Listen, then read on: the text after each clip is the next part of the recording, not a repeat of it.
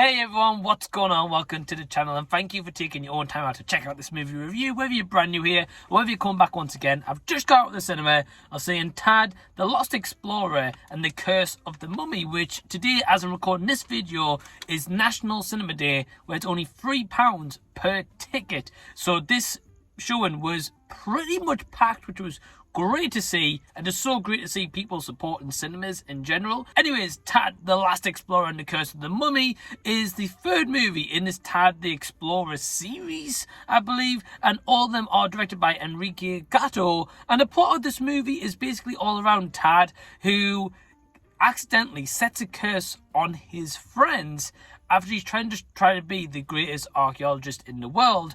However, it's up to him and his girlfriend Sarah to try fix the curse when everyone else is against him.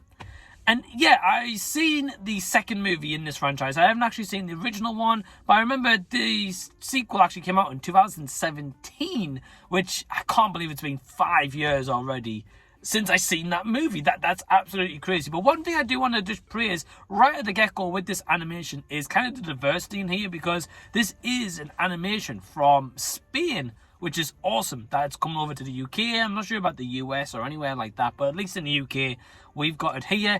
And I will say that the diversity of characters that's actually put in this, whether it's different hairstyles, ethnicities, whatever the case should be. So I've got to praise them for that right off the get-go. And I will also say that the animation is awesome in this movie too. At times, certainly there's some shots that's better than others, and particularly one shot in the third act I was really impressed by. I was like, wow, the animation on that shot alone was really incredible. But I will say you're not going to expect to see any kind of Pixar level animation here. If you have seen the other two movies, then great, you're going to know everything that's going on in this third movie. However, if you've not seen any of the two previous installments, they do give you a little bit of context in this movie, kind of a bit of a background, but I can't sit here and say that you are going to know exactly everything about these characters and how they've been set up at this point in time. So it might be worth checking out at least the other two movies, or at least the second movie. I would say that one is probably the most pivotal one to kind of have some knowledge of going into this one if you're going to take your kids or loved ones or whatever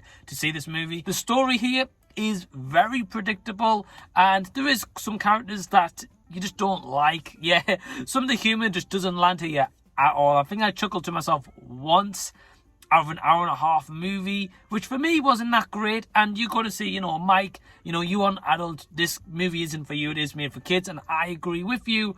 But also at the same time, in the showing, it was packed with parents and kids, and maybe the kids laughed once or twice maximum. So it's not just me that didn't maybe find this movie funny or the humour. Kids also, guys, so it's not just me, okay? But yeah, so the movie is definitely predictable.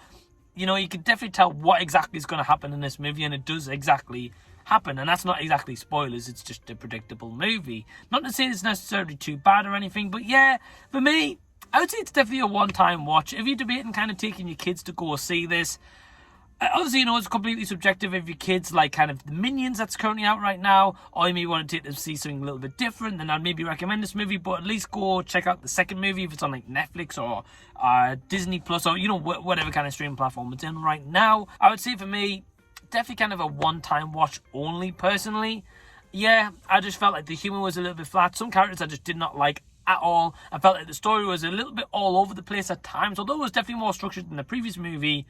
At times, it just felt all over the place. We were traveling to all these different places all the time, and the movie kind of didn't give you a breather as such.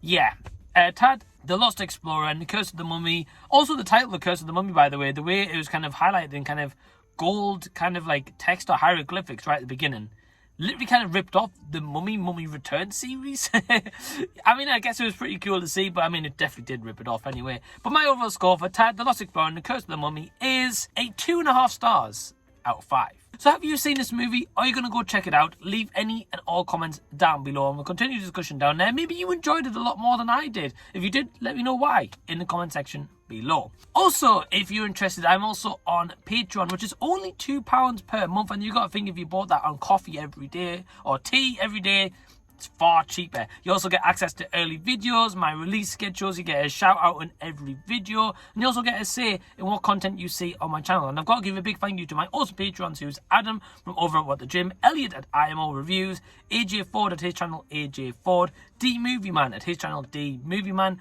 Jason from Jason the Old Millennial, Josh at Classic Reviews, Tyler Babb at his channel Tyler Babb and the Rendered Image, and Michael O'Brien. So the first 7 names I said there have YouTube channels. The channel names on the description box below. But thank you so much for tuning into this review, and until the next time that I see you, I'll be seeing you later.